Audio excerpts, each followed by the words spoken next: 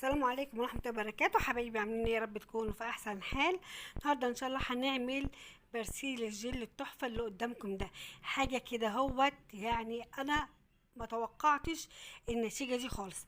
من الكوباية ونص من الزيت المستعمل هنعمل احلى 8 رتل من البرسيل الجل، بدون برسيل جل، بدون مكونات كتيرة. هو 3 مكونات بس. نبدأ ان شاء الله على بركة الله. بسم الله الرحمن الرحيم. اللهم صل وسلم وبارك على سيدنا محمد وعلى اله وصحبه اجمعين.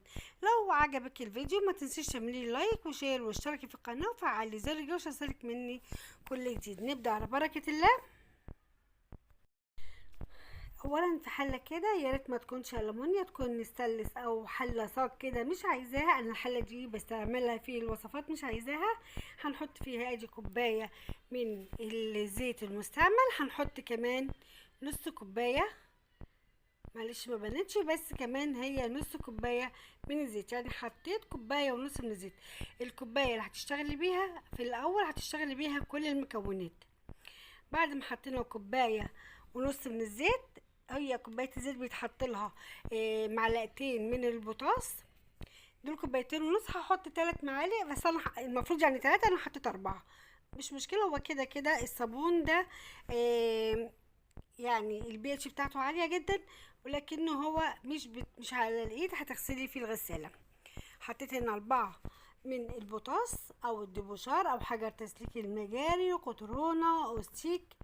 كل الكلمات دي للهيدروكسيد الصوديوم، كل ده للبوتاص او الصودا الكاويه.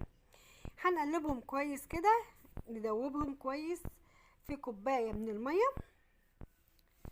يبقى حطينا كوبايه ونص من الزيت، كوبايه من الميه حطينا فيها 4 معالق من البوتاص، وهنحط كمان كوبايه من الكحول. الاول كده دي ادي كوبايه من البوتاص حطيناها، قلبت حاجه بسيطه، وهدي كوبايه من الكحول. كحول صناعي، كحول طبي. انا اشتغلت بكحول طبي، هو الاحسن انك تشتغلي بكحول طبي، امن عليكي وكده هوت، واحسن من الكحول الصناعي. كده حطيت كوبايه من الكحول الطبي خلاص. ده كحول تركيز 96. هنقلبهم كده شويه وبعدين هنحطهم على البوتاجاز.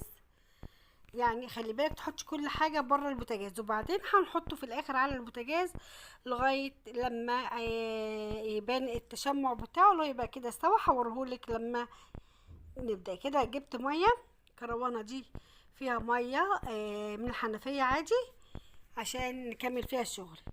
كده بصي غلا، وطي عليها شمعه عشان ما يفورش ويبهدلك الدنيا. بصي التشمع جه في المعلقه ازاي. هقرب لك دلوقتي احسن، هظبط لك الصوره احسن. ده كده وانا طافيه عليه، يعني هو اول ما غلى انا طفيت عليه. بصي عامل ازاي. لازم تكون النار شمعة، خلي بالك لازم تكون النار شمعة جدا. واول ما يبدأ في الغليان بالشكل ده وتشوفي العلامة بتاعة التصبن، خلاص هتطفي على طول على النار. خلي بالك عشان ده خطر جدا. هناخده بقى وهنقلبه على المية اللي احنا محضرينها. الطبق ده يشيل 8 لتر. انا حطيت ميه في الاول بس ما وزنتهاش قد ايه، بس هي يعني حطيت حبه. هنكمل، هو الطبق ده مليان يشيل 8 لتر.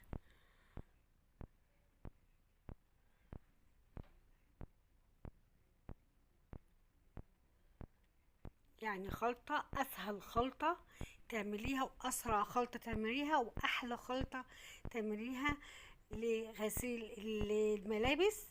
ابيض وملون تحفه نظافه. بعد كده مفيش، جربيها وهتشوفي. خلي بالك دي تقيله شويه او صعبه شويه على غسيل المواعين، مع انها هتنضف المواعين جدا، بس عشان انا حاطه بوتاص كتير. يعني المفروض 3 معالق، انا حطيت 4. هنقلب كده اهوت، نمزج بس الحاجات اللي كانت في الحله على الميه، وبعدين هنبدا بقى نحط الملح.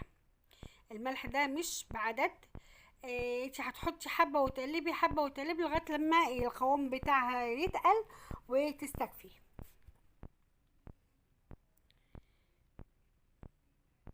هنحط حبة حبة ونقلب. كده القوام بدأ يتقل.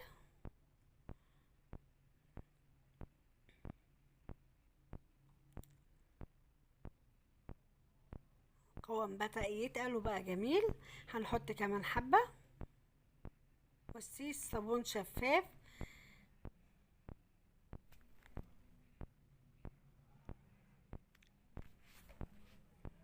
هتحطي وتقلبي زي ما قلتلك. ده للغسالات العادية والاوتوماتيك. ما تخافيش عليه خالص في الغسالة، ده حاجة كده هو تنظيف وتعقيم للملابس ما اقولكيش. ينفع كمان خلطة للسجاد، هيبقى جميل قوي لتنظيف السجاد. هيبقى حلو قوي خالص، يعني هيبقى حلو خالص. الكحول طبعا قوي جدا على الاوساخ، وعندنا البوتاس وعندنا الزيت، يعني حاجه كده هو تحفه من الاخر. بقى نحط حبه حبه في الميه عشان اخد التركيز اللي انا عايزاه.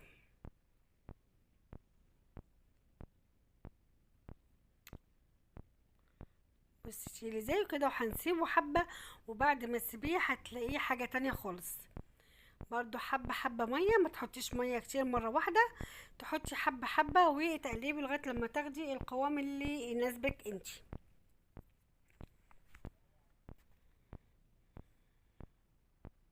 تاخدي كمان من الاطراف وتقلبي كويس.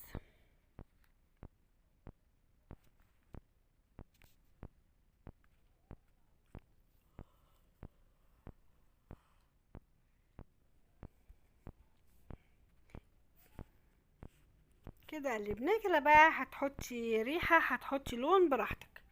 انا ما حطيتش ريحة بس حطيت لون.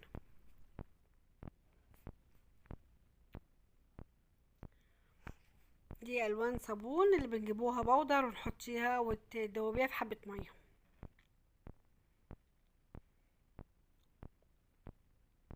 حطي حبة حبة لغاية لما تاخدي القوام او اللون اللي انت عايزاه. وخلاص احنا كده خلصنا الصابون بتاعنا. لو فضلتش معايا بقى لغايه كده اهوت، يا ريت تحطي لي لايك وشير واشتركي في القناه وفعلي زر الجرس يوصلك مني كل جديد.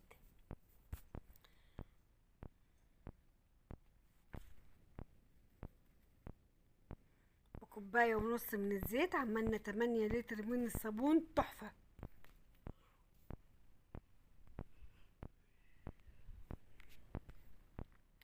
برسيل جل بتاع الشركات واحلى منه كمان، يعني انا بقول الوصفات البيتي احلى من وصفات احلى من الحاجات الجايه في الشركات دي، حاجات جميله جدا.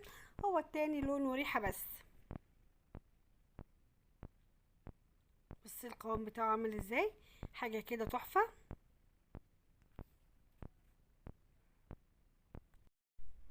كده انا هسيبه لغايه يعني كام ساعه، وهرجع لكم تاني تشوفوه عمل ازاي. بصي الشفافيه بقى، ده كده بعد ساعتين بالظبط واقل والله. بصي تقل ازاي وبقى جميل قوي. يا بصي الشفافيه عامله ازاي، حلو خالص في الغسيل تحفه. يعني انا بخلص الوصفه واخش اجربها على طول في الغسيل، جميل جدا. ينظف ويخلي الدنيا زي الفل.